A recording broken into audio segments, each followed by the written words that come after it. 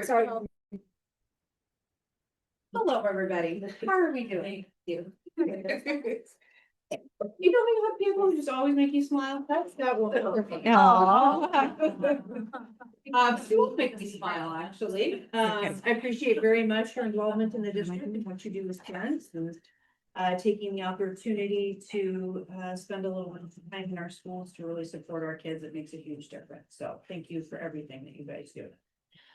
This is not the most exciting topic, but oh, good. Yeah, we're here for it. I'm glad you are excited about it. I do talk about tax rates and stuff, but that should be important to you because most, if not all of you, live in the district, and these things affect your tax rates. So if you were at the study session in February, these slides are going to look very familiar to you, but it never hurts to hear this information multiple times because you guys don't deal in this stuff every day.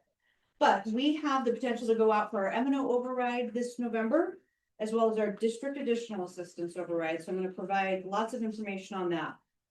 In school districts, there are others, but there are three main ballot initiatives that school districts can go out to their voters for. That's the M&O override, maintenance and operation. That's our day-to-day expenditures, and I'll talk a little bit more about what those are. There's the district additional assistance override that has some capital support components to it. And then there are bonds. I'm going to talk a little bit about bonds, and the purpose behind that is just to make sure you know the difference between the three. We're not asking for a bond this year. We did a bond in 2023.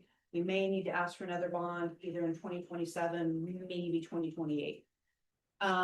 So really it's just about the M&O override and the DAA override, but I want to make sure you guys know the distinction. So these are some of the topics that we will, or all of the topics that we will be covering today.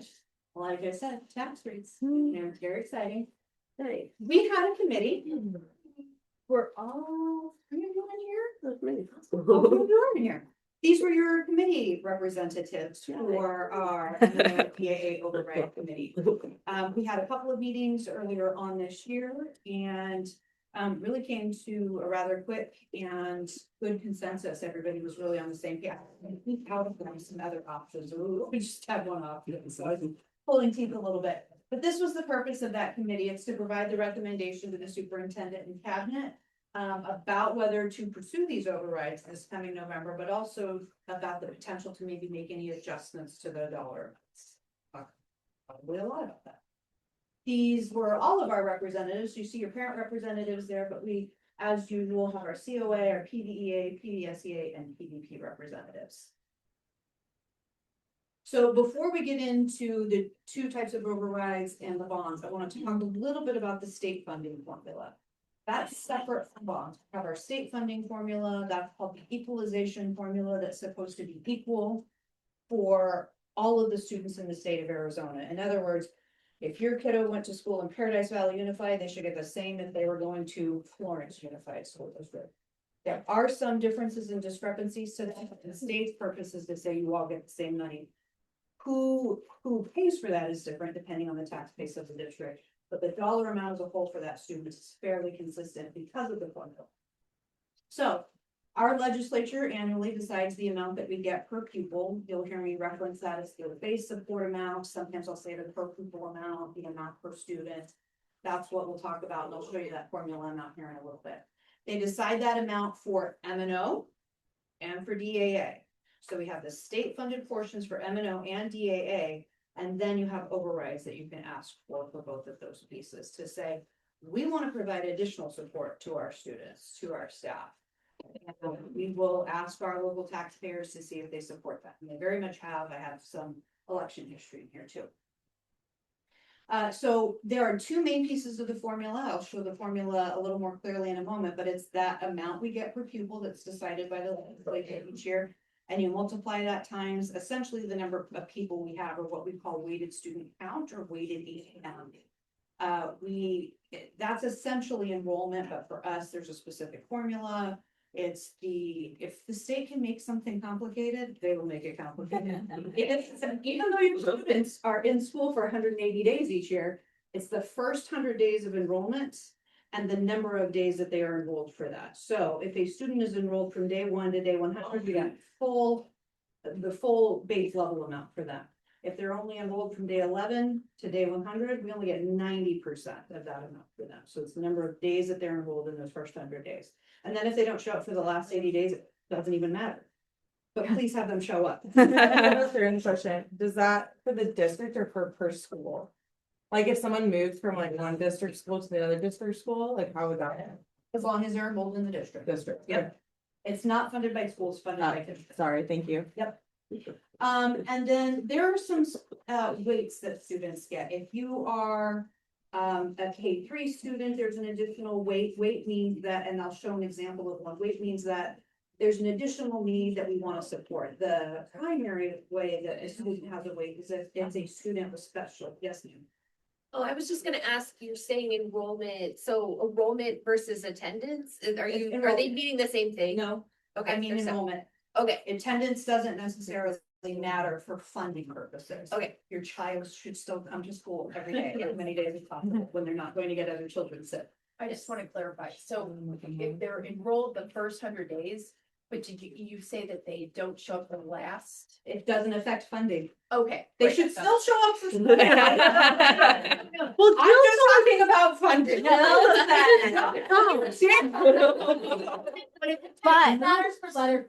But if There a, are a lot of questions attended now. if a student is enrolled at like a non-district school, a charter school for the first 100 days, and then when it comes time to testing, that student no longer attends the charter school and moves over to the traditional district school, the charter school will receive 100% of the funding for that student, and we will receive $0 for that I student. couldn't have said it better myself.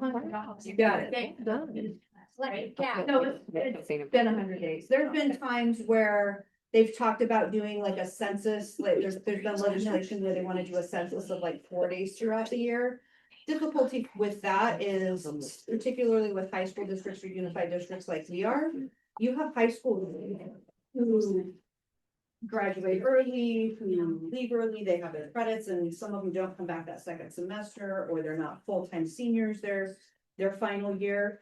And so we still have all that same expenditures for that student, even though they're not there the entire year. We still have to staff. We don't get to tell a teacher, oh, just go home for the rest of the year. We're not gonna pay you. Please come back next year. And so there are some difficulties in why they haven't probably adopted that through legislation before. Your children need to attend school. On record, right? Okay, good.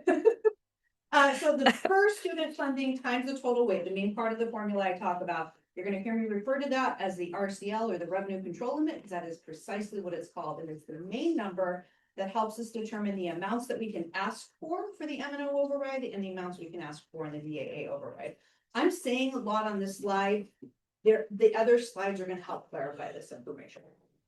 Okay, same thing per student funding for DAA. We have the number of students that we have, or the ADM, the enrollment, times the amount that they give us for those. We can use DAA money and put that into an M&O budget, or we can use DAA money and put that into a DAA, or what's called a capital budget. In this district, we put 90% of our DAA money from the state, not the override. We put 90% of that into our M&O budget. Why? Because that helps support staff salaries. And it's a significant amount of money each year. Not a lot of districts do that. There are some districts in there. So as mentioned, the overrides are additions to these funding formula pieces that we talked about. Additions paid by local taxpayers. That's why they have to be approved by our local voters. Okay. So hopefully this will help clarify. This is just a one student example. I picked on a fifth grader. Yes, a fifth grade gen ed student. So no special education weights associated with this student. But we have our weighted student count like we talked about. And so per pupil funding, that gives us the funding for the student. So a fifth grade student isn't just a weight of 1.0. 1.0, they would get the straight up $5,113 for that. That's the amount that the legislature has given us this year per student. But because they're a fifth grade student, they get this other additional weight of 0.158. So we get to multiply for this student 1.158 times the $5,113.26. So for that fifth grade student, we actually get just a little bit under $6,000. Okay? Yes, ma'am. That's from state funding, right? This is state funding. These will all help you understand how we calculate using the RCL number to get to our overrides here in a few slides.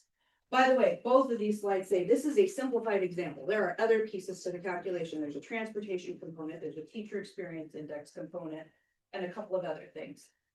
So this is just a simplified example for this purpose. So now here's our entire district.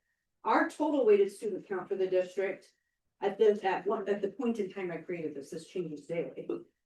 36,250.81. So that's weighted. You know, we don't have that many kids. We have about somewhere around 24,500 students in full right now.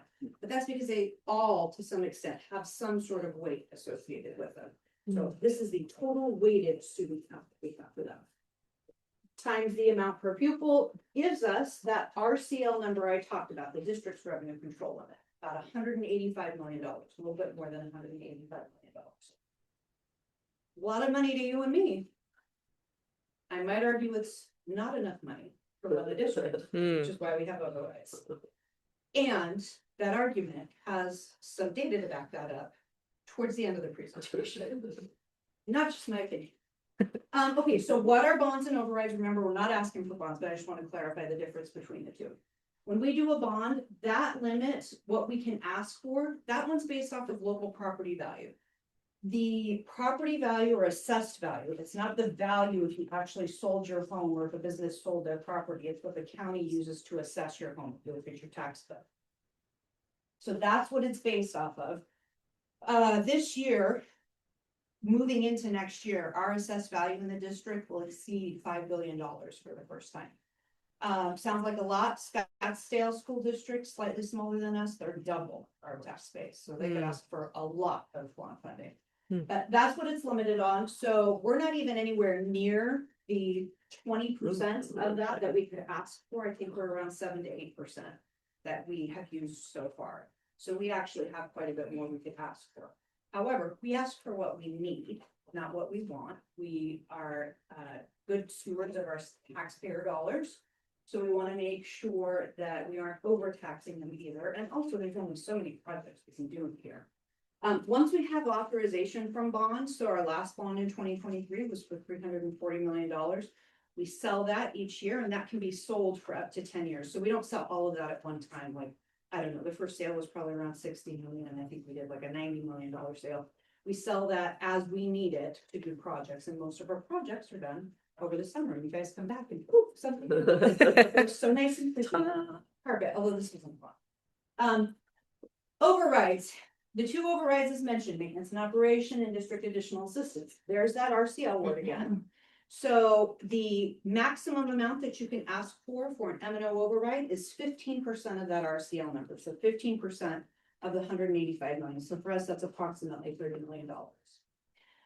An M&O override is valid for 7 years. However, in years 6 and 7, it's a phase down by a third of the amount. So for us, that'd be a phase down of approximately $10 million if we were to wait and let years 6 and 7 happen. So you will find that we tend to go out in year 4 for an M&O override so that we have 2 chances to pass it without incurring that phase down of a 1/3 and then another third until it's nothing. That didn't happen the last time we went out. There were reasons for that. So this time we are going out 1 year early for that. The last time we went out for the M&O override was in 2022. So 4 years later, we're in 2026. The district additional assistance override, or what people often call the capital override, that's 10% of that RCL number, that $185 million. That's the maximum we can ask for. You don't ask for that. That is the maximum. That's valid in full for 7 years. That one doesn't have a phase down. If we wanted to go out 1 year early for that, that would have been us going out for it last year. But I think there were some discussions with people in the district to say, there's a lot of work behind elections that I can't really get into because I want to. There's work that PACs do in elections, and I think that it would be unfair to ask a PAC to do an election in 2025, an election in 2026, and then an election possibly in 2027. There's just a lot of work behind that. Additionally, when you do multiple items on a ballot, there are cost savings to the district because it does cost the district to ask for ballot questions. We do have to pay. We pay per voter. That, depending on the year, that can cost about $450,000 to ask for a ballot initiative. Okay? Yes, ma'am. I don't expect any of this to happen, but I just have so let's say we go out for an override this year 4, it fails, we have another year to maintain that, year 5, if it fails again, then we start the phase down. Right. Yep, you got it. Okay, so why are bonds necessary? The Arizona legislature has failed to meet its constitutional obligation to public education. And that is not my opinion, that is evidenced in court cases.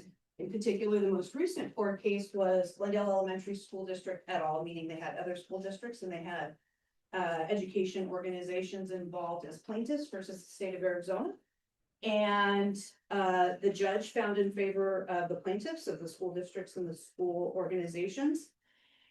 And not only did he find in their favor, he also awarded them all of their attorney's fees between like $7 million.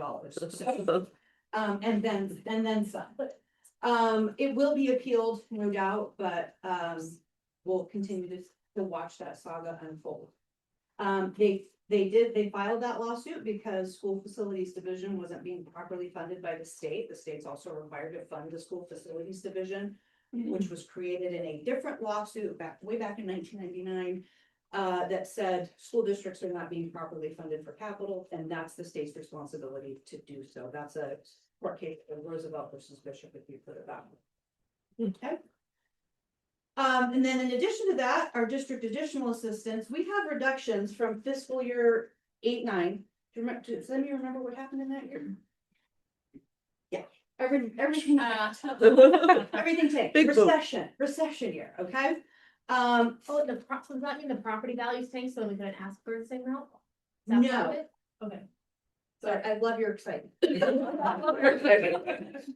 Love that.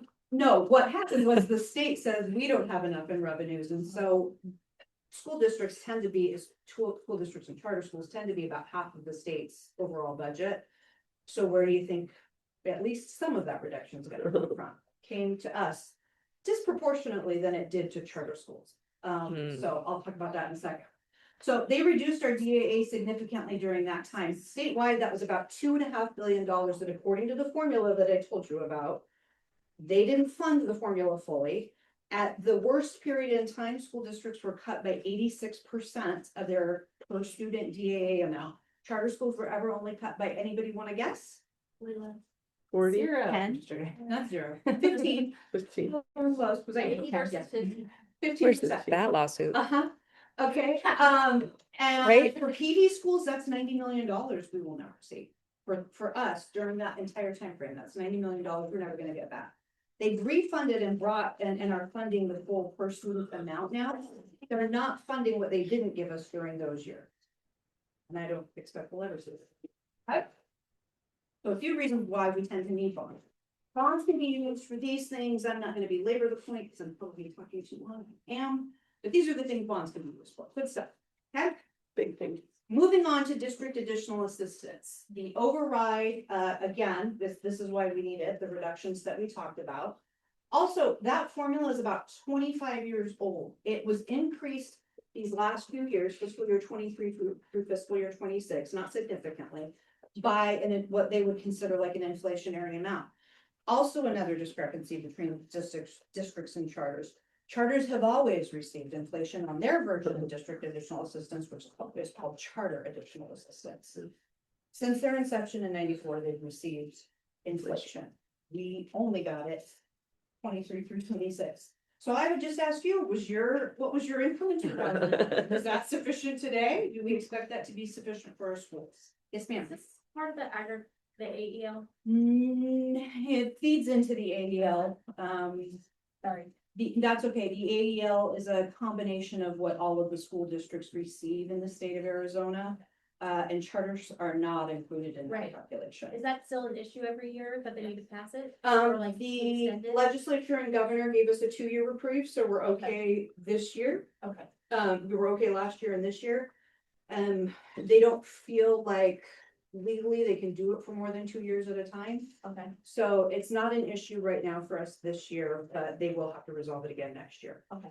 Thank you. Yep. Okay, so these are the difference in that district additional assistance formula from that time. I won't go into the details, but it was split out into two separate areas, capital outlay revenue and soft capital, but the total of those for preschool, with disabilities through eighth grade, $450 per kid, ninth through twelfth grade, $562 per kid. The formula now, preschool through eighth grade, $549, ninth through twelfth grade, $600.86. So about a 22% increase for our elementary kiddos, and then only a 6.8% increase for our high school kiddos. Inflation in the US since 2000 is 87%. 87 is more than 6 pennies.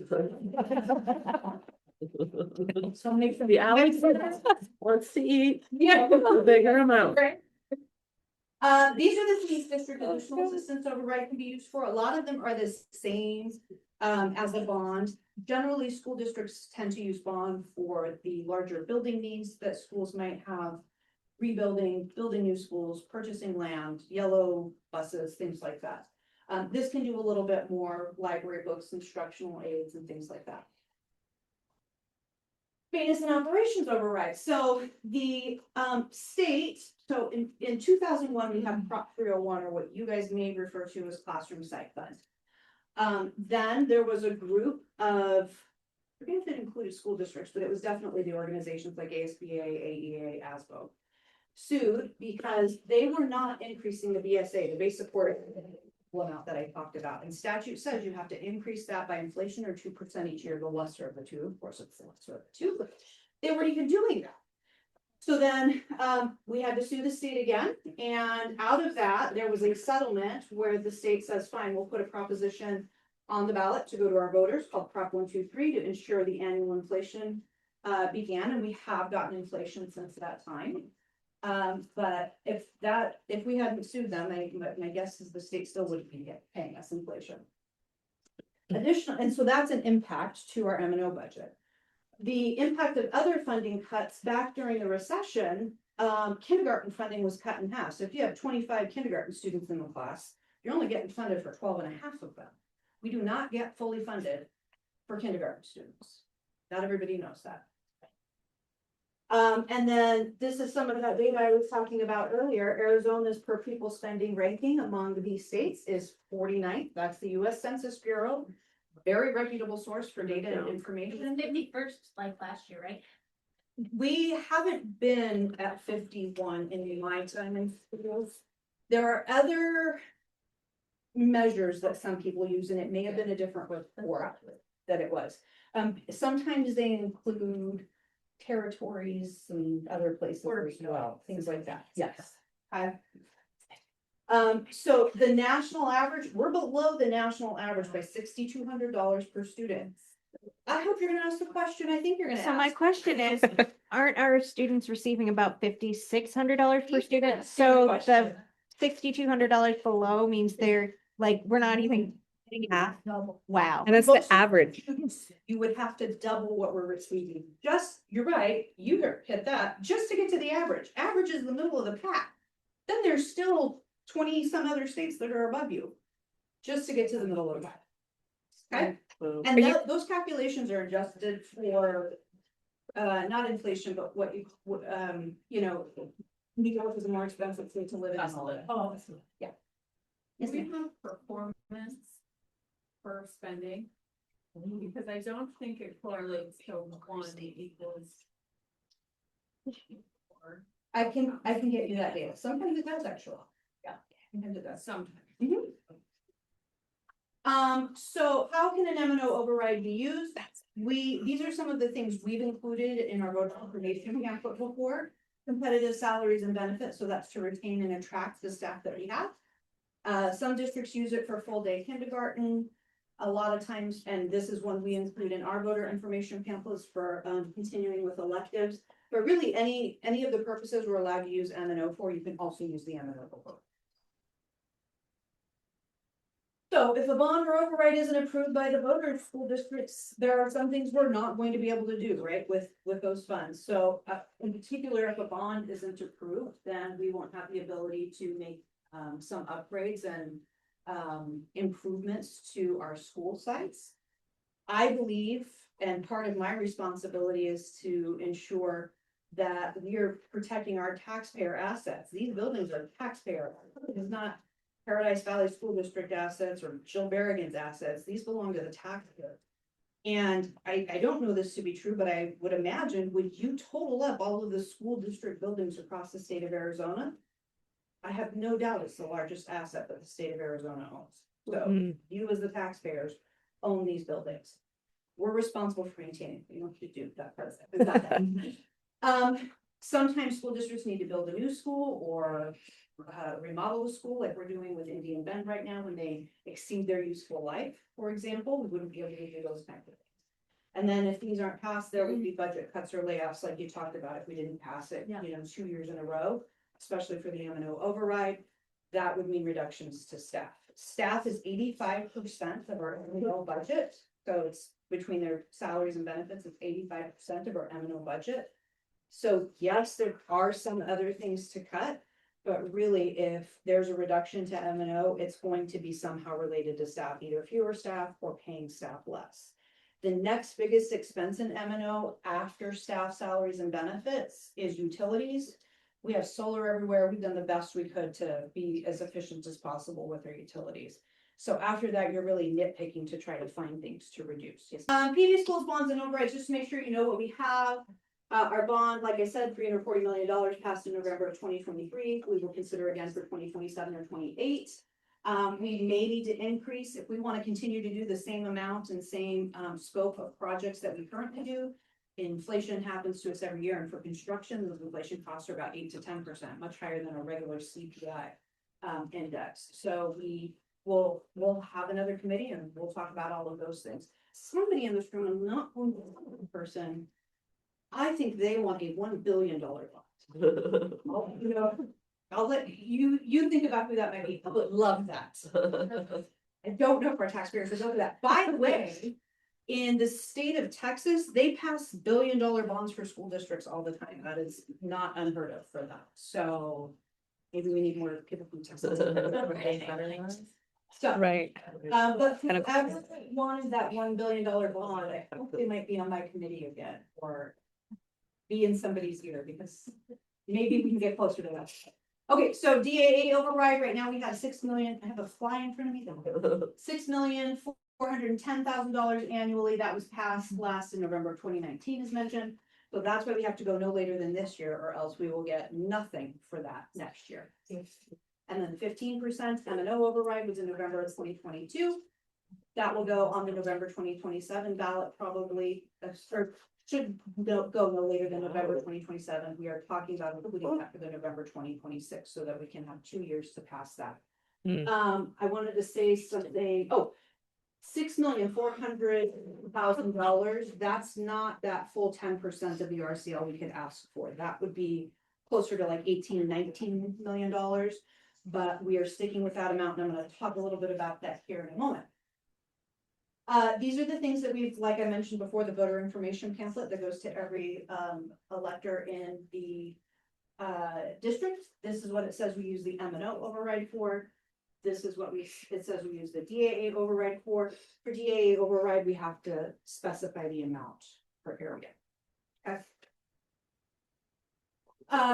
Just to be clear on the DAA override, we have for white fleet, people don't always know what that is. We have our school activity vehicles, those smaller white fleet ones, maintenance vehicles, warehouse vehicles, and technology vehicles. And these are some of our upcoming curriculum adoptions, excuse me. That was that $5 million amount that we used for curriculum adoptions.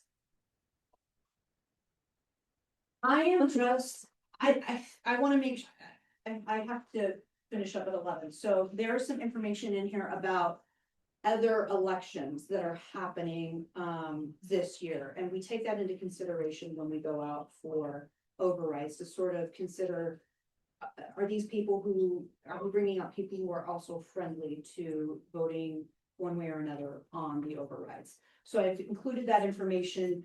Julie has the presentation and you can share that presentation. I don't want to belabor that point because I want to get to the tax rate.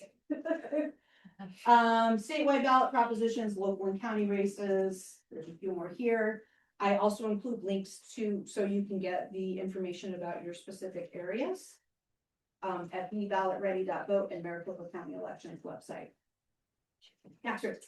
Okay, so here's our current tax rate for the M and O override, 0.6002. Well, what the heck does that mean? This is what it means. That's $60.02 for every $100,000 of assessed value is what you would pay. If the assessed value of your home is $100,000, then annually for our M&O override, you would pay $60.02. Right now, the average assessed value of homes in our district is around $450,000. So then you could just multiply that times 4.5, and you would get the annual amount for that. Same thing for DAA, slightly different tax rate, 0.1334 for every $100,000 of assessed value. If there are no changes to our override amounts, it will maybe make sense in another slide or two. Both of those tax rates will go down. The reason those tax rates will go down is because the total assessed values in our district is increasing. That means there's more dollars to spread it out over. So the same $30 million for our M&O override is now spread out over a larger tax base. So the numerator is staying the same, the denominator is getting bigger, therefore the product ends up being a smaller number. Okay. So for the M&O override, that tax rate would go down to about $55 per every $100,000 of assessed value. And for the DAA override, that would go down to about $12.69. These are estimates right now because we don't have next year's assessed values yet. We don't get those until August. So the consideration that the district made was a very similar consideration for DAA override as last time. It was very easy to get them. They wanted to do 15% for M&O override. Correct me if I'm wrong on anything. Remember, friends. The DAA override last time, back in 2019 when they did it, they increased from, I want to say it was about 5.8 million to that 6,410,000. It seems like a weird amount. The place that amount came from is because they said, what's the maximum dollar amount we can do, knowing that our tax base is increasing, we have a larger tax base to pull from, and keep the tax rate the same. And that's important because it is very helpful when you say to voters, we are not increasing your tax rate, we are keeping your tax rate the same, or we are not increasing the amount that we're requesting. So for M&O override, we can say we're maintaining the 15% M&O override, so it's a continuation of that. And in this case, it would be a continuation of the same tax rate. There's 3 scenarios here because like I said, I don't know what our assessed values are going to be. You can see at the end, if we have that 5% growth in assessed values, we're over that $5 billion amount that I had mentioned. But I showed 3%, 4%, 5% because 4.9%, 4.96% increase in the dollar amount compared to the 26% increase in inflation since 2019. It doesn't quite match inflation. And so I think the effort there is to show our voters, we're not trying to max out the amount we can ask for. We are asking for what we can truly need. Also, our AV growth, that assessed value growth number up there that I'm talking about, from the last 4 years has ranged from 3.2 to 5.9%, with the average of that being 4.6%. So that's why I ran the 3, 4, and 5% scenarios. So if we kept the dollar amount the same, that's the tax rate for each of the 3 scenarios. You can see it continues to go down and is lower than the current 13.34 or 0.1334. But if we want to keep the tax rate at the 0.1334, if we have 3% growth, we could ask for just under $6.6 million. If we have 4% growth, we could ask for almost $6.7 million. If we have 5% growth, we can ask for a little bit over $6.7 million and still maintain the same tax rate for 0.1334. So everybody else is excited about that. Okay, point being, you can still say these are continuations as factual information. When we as a district do call to go out for an override, we have to stick to fact. And so doing it that way, continuing 15% for M&O override and continuing the tax rate for the DAA. Just our prior passage rates, these are the years we've either gone out for in this column, bond, capital override, or the DAA override, or M&O. This is the percentage of people that have said yes, each of those times. And this is whether they, that shouldn't say M&O percent, that's whether they passed or failed. So we usually pass. There's one fail on this. Okay? Yeah. Back from 08. Does anybody remember why? I know why. You, is that 4 years ago? I was lived in the district. But it was not on the Yeah. board. Yeah, so that's during the recession, but also that was back in a confusing time when M&O overrides, there were two separate overrides. I don't even remember what the other one was called, and it was a 10% override and a 5% override. Shortly after that, they combined them together to be one 15% M&O override. So you can imagine voters were probably, and this happened in districts other than Paradise Valley, they're confused, like, are you asking me this question again? What's going on here? Are you asking for 10% and 5%? Well, I want you to have 10%. And the 10% one did pass, the 5% one did. So that was the only time we faced. So the district selected what was our option one, like I talked about, maintaining the 15% annual override. And then for the DAA override, maintaining a tax rate that allows the district to increase the dollar amount without increasing the tax rate, keeping the tax rate the same. These are our next steps. Actually, I changed that to say timeline. I probably did that after you downloaded it. That's fine. It's timeline. February 19th, we presented to the governing board, and I know some of you were there for that. We are finalizing survey right now. We always go out to survey our community members. And it's very prescribed and like, we don't do a survey just blast out to all parents. This is a phone call survey that a surveying vendor does for us. They work on all kinds of elections. And they survey an appropriate sample base and provide us with that information. That's always been helpful for the board in the past in making decisions. And so we're working on surveying, finalizing the survey questions right now. I'll bring that surveying information back to the committee in probably early May before our May board meeting, it might be late April. We will make a final recommendation to the board for a vote, and if the board votes to include both of the ballot measures, then I start a very long and tedious process with the county for voter information pamphlet and what the ballots look like and all of that back and forth. And then November or October, you get your early ballot, you have the opportunity to vote on those. So. Any questions? Any more questions? You guys have asked excellent questions so far. Yes, ma'am. It's probably a dumb question. Yeah. I don't know anything about voting there without this process, but is there a way to add some kind of voluntary, like people that want to fund education, add an extra amount of percent or something like? No, that's a great question. There's not a legal mechanism for us to be able to do that. Statute prescribes the maximum amount that we're allowed to ask for M&O, and for DAA, and then even there's the bond, there's calculations for that. So, You guys are well below that, those numbers, right? will we? Yeah. Oh, yeah. The best thing to do would be to talk to your legislators and let them know we need to fund education in a different way. Yes. There are some other ways they're not as, So you guys are asking for the max that you think will pass. for M&O, and then for DAA, we're not asking for the max, but we're like that you trying. think would pass.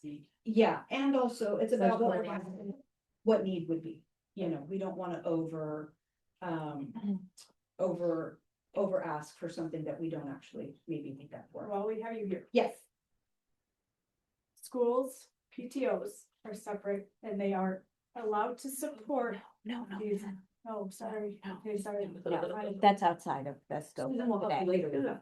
I just, this is random, if we donate directly to the schools, that like $400 tax credit, how is that different than, So I wanted where to does that money go? I want to say that's kind of really the only other way that people can do that is tax Yeah. credit.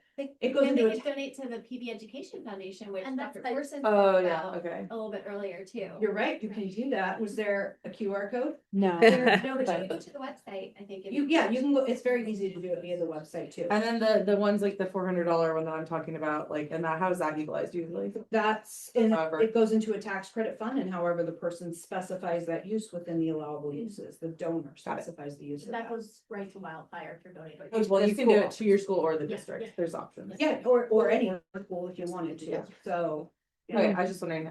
And you can convince other people in the community to do it as Yeah. well. You can. So, You know, you can give more to charters. Well, okay. Actually, Yes, ma'am. so that's a question though, I mean, we talk about that $400 for a credit, but if you choose to donate more than that, You can still take it as like a regular donation. You're allowed to just donate to the school. It's a regular like, donation, I it's just not wanted- a dollar for dollar tax credit. This But is it a would dollar for still dollar, be yeah. like, But Yeah, you're it would restricted on still what be you can like a use for donation. deduction. Yeah, on your donations taxes has as you're restrictions donating. too, but most of the donation purposes align with things you can use for M and O.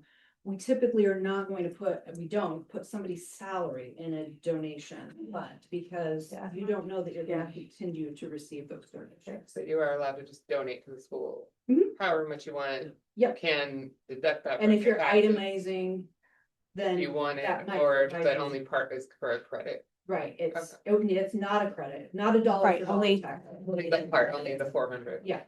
Yes, Amy.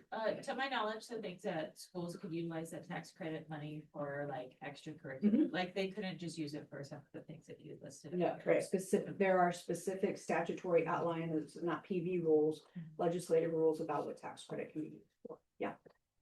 Yes, ma'am. Of those initiatives that you showed that passed, have we ever been successful in increasing the percentage? Because I know you're talking about maintaining, so we're not going out for an increase, but have we been successful in the past, and what makes that environment different from now? Well, we increase, so it's not necessarily different. We increased M and O at one point in time. And that might have been when they combined them, when they stopped having to do them together, because you see those were both in 08. So we probably did that in 2013 with this M and O one. I believe we were maybe somewhere around like 12% or so. I wasn't here in that time, but I think we were maybe around 12%, and then we increased it to the maximum of 15%. So we've already done that. We can't increase it any. So it's not necessarily anything different about the environment at this point in time. We have the maximum M and O amount. And then, as mentioned with DAA, we have the capacity to increase that.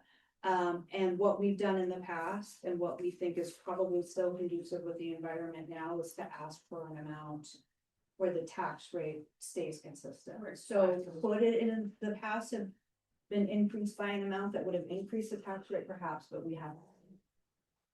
It's just been by the amount to keep the tax rate the same. And because that DAA can't be used for salaries, and so No. salaries is more where people would want more money to go to. And we're restricted to that 15%, and we're already at that 15%. Yeah, and what's interesting is bonds used to pass by a much higher percentage than they do now. It tends to be DAA overrides that pass the next best. And then M and O overrides tend to pass the most because people love teachers, they love their teachers, so. I can see why.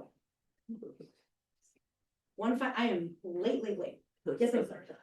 Is there any, and maybe this comes out later, but is there any like messaging you're using for what we are funding this particular override for? Like, Yeah, so the district ends up putting out fact sheets, but we can't do that until the board is called for an election. I mean, we could, that no, they haven't just called wait for the for it. election yet, so it'd be pre-entry. But also the voter information pamphlet includes like a full page, I think we call it a summary or summary of explanation. It's not really a fact sheet, but it's one of the first pages in the voter information pamphlet that talks about the things that we'll use it for. And we've kept that fairly consistent from each time we've done the election for both of those. Yeah. One final question, anybody dying to ask a question? Thank you. That was amazing. Today, you can email me later if you come up with another question. Okay, so One one other final question, Oh, I just wanna say, you explain things so. I know. well, it makes so much Absolutely. sense. And I need you to just do that for every person I know. No, you gotta listen to her, she's so much better. I felt like, especially at the end, I felt like I was rushing. Awesome. No. Well, you can share the link to the UPC YouTube page Yeah. where this will be posted, and they'll be able to hear this whole thing. There you go. It was awesome. Thank you, guys. Thank you. People don't.